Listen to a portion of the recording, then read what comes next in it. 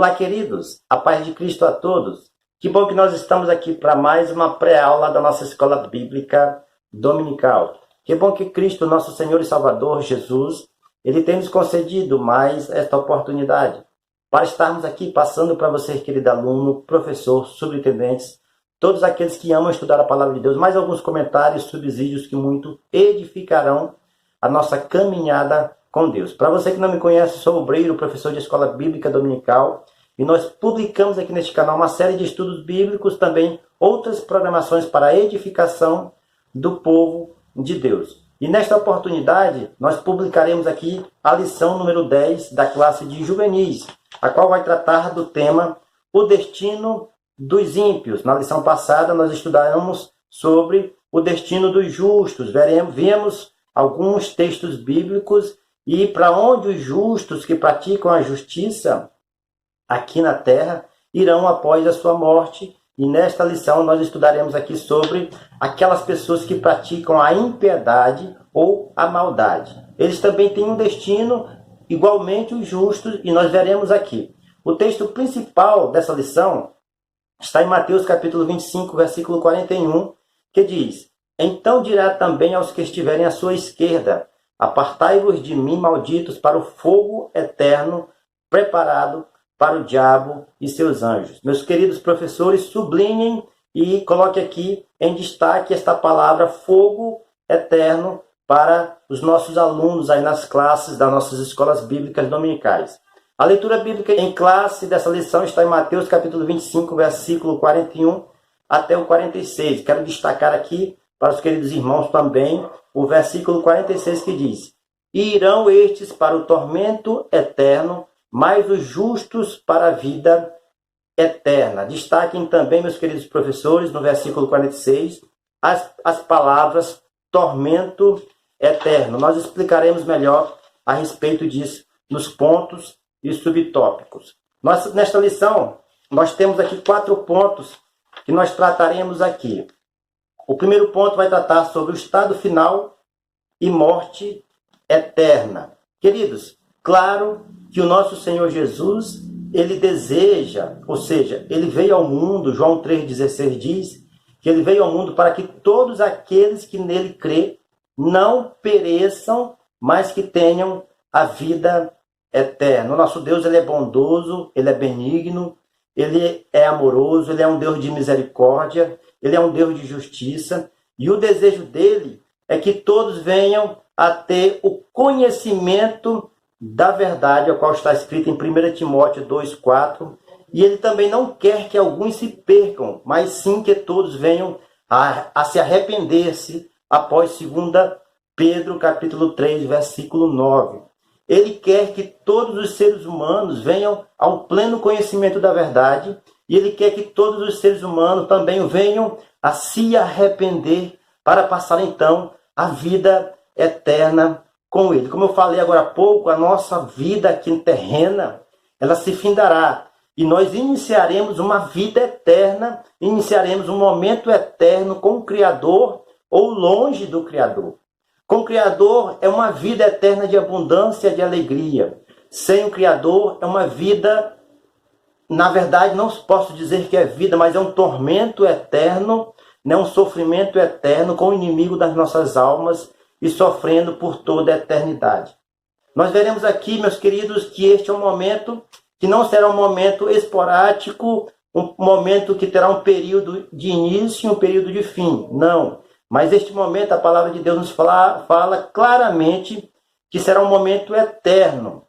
Não é um momento que nós seremos, por exemplo, aniquilados. É um momento em que todas as pessoas que estiverem com Deus e todas as pessoas que estiverem longe de Deus passarão a eternidade em algum lugar. E é isso que nós veremos aqui, tá? O primeiro ponto, como eu já falei, diz o seguinte, na descrição abaixo: Ao contrário das belas imagens do destino final dos justos, o estado final dos ímpios é descrito como figuras como fogo eterno, Mateus 25, 41, trevas exteriores, Mateus 8, 12, um lugar de tormento, Apocalipse 14, 10, tormento eterno, Mateus 25, 46, execução da ira de Deus, Romanos 2:5, segunda morte, Apocalipse 21, versículo 8, eterna perdição diante da face do Senhor, segundo as Tessalonicenses, capítulo 1, versículo 9, e eterno juízo, que é o que diz em Marcos, capítulo 3, versículo 29. Então, diante desses textos bíblicos, nós não temos dúvida, meus queridos irmãos, que aquelas pessoas que estiverem longe de Deus, que aquelas pessoas que praticam a maldade, aquelas pessoas que praticam o pecado deliberado ao outro ou a si mesmo, para o seu próprio corpo, aquelas pessoas que não aceitaram o sacrifício de Cristo na cruz, essas pessoas terão então um tormento eterno, um estado eterno de sofrimento após a sua morte. Isto é uma realidade bíblica e não tem como contestar esta realidade bíblica. Este é o destino dos ímpios, o destino daquelas pessoas que não quiseram se aproximar de Deus. Este é o verdadeiro exemplo daquelas pessoas que não querem estar com Deus agora. Eles também serão colocados longe de Deus por toda a eternidade. Enquanto a imagem da morada dos justos passa pela realidade do paraíso e do céu, o do destino dos ímpios é o lago de fogo. O lago de fogo, ele já é inaugurado.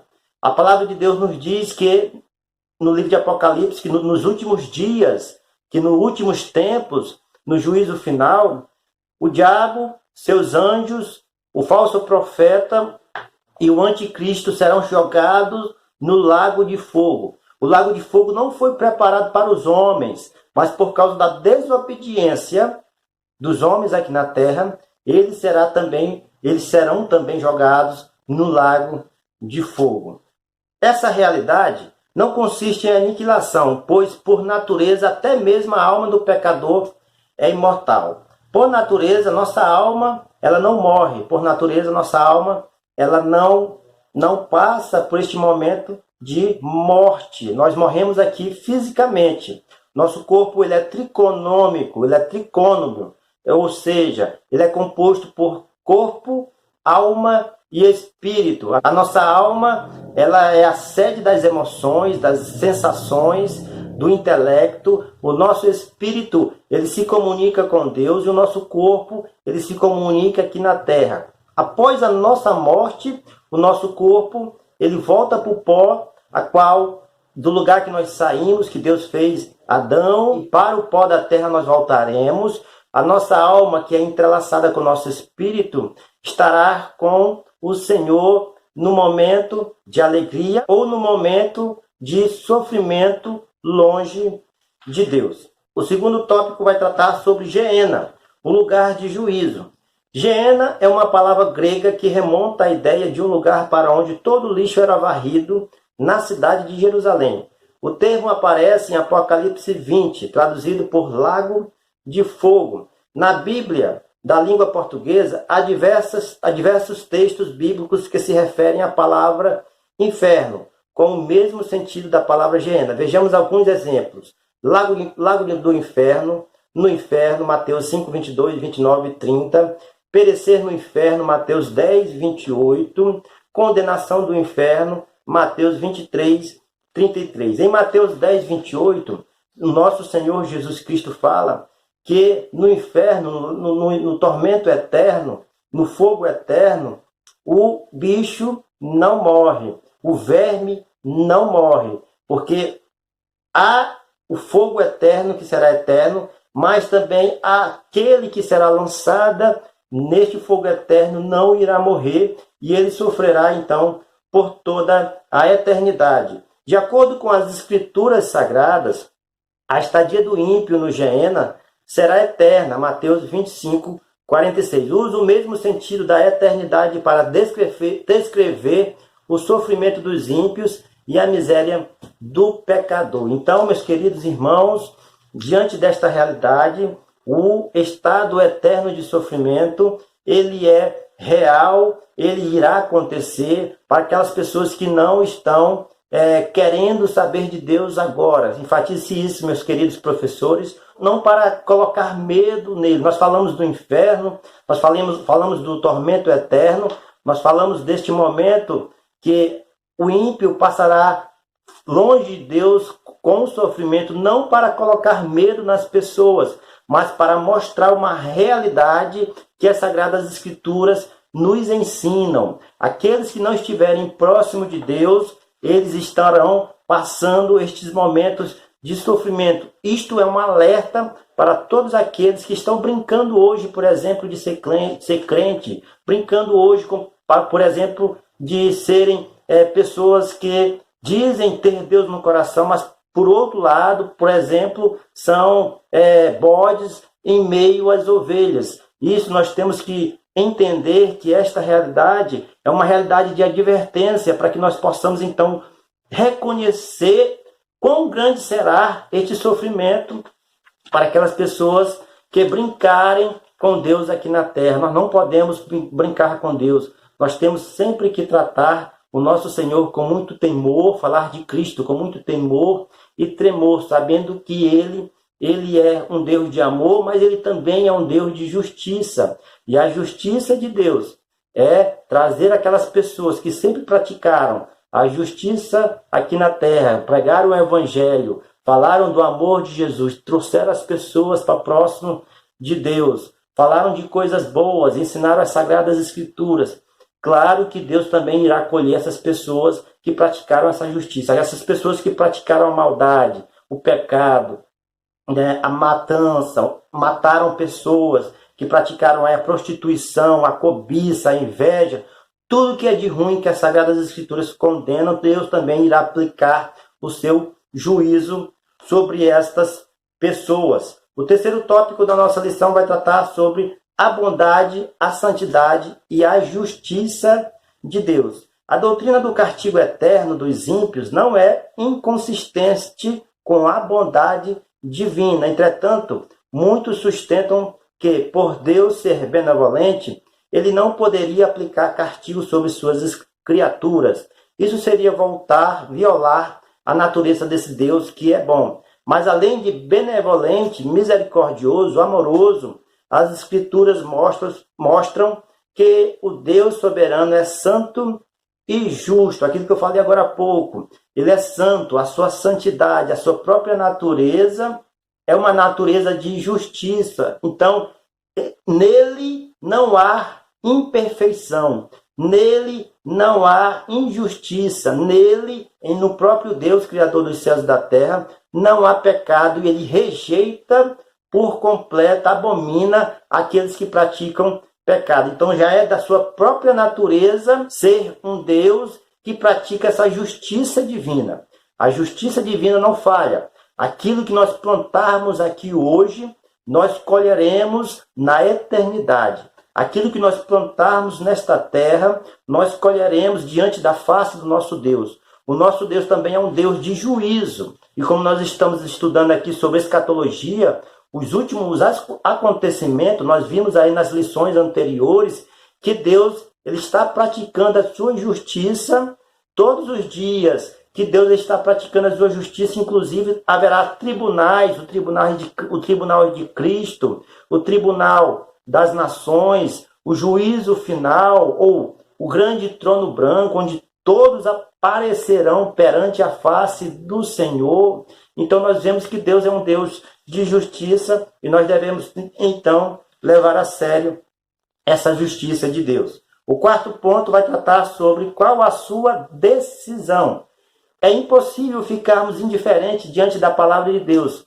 De acordo com Romanos 11, 22, devemos considerar tanto a bondade quanto a severidade de Deus. Para os ímpios, os que vivem nas trevas e amam a vida da impiedade, severidade, para quem anda impiedade, severidade, para quem anda no caminho do Senhor, buscando a vida santa, justa e fiel a Deus, benignidade. Quem nasce de novo odeia o pecado, deseja ficar longe de tudo o que afronta a glória e a santidade do Senhor. Quem nasce de novo do Espírito ele é naturalmente colocado diante da aparência, ele começa a se parecer mais com Deus e ele naturalmente vai odiar o pecado, ele vai se afastar do pecado. A ação poderosa do Espírito Santo na sua vida,